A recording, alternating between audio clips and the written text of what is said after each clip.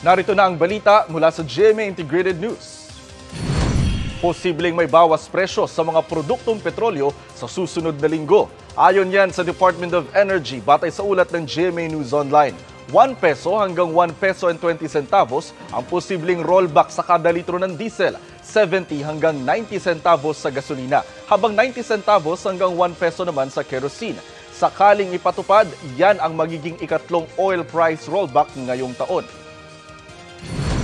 Narito naman ay iba pang balitang binabantayan ng GMA Integrated News. Mahigit 60 pamilya nasunugan sa Muntinlupa at Caloocan.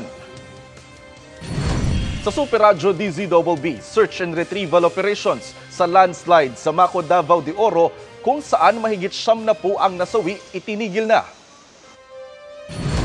At Easterlies muling magdudulot ng mainit na panahon sa malaking bahagi ng bansa ngayong araw. Ayon sa Pag-asa, halos buong Mindanao uulanin. Para sa mas malaking misyon at mas malawak na paglilingkod sa bayan, ako po si Jonathan Andal ng GMA Integrated News, ang News Authority ng Pilipino.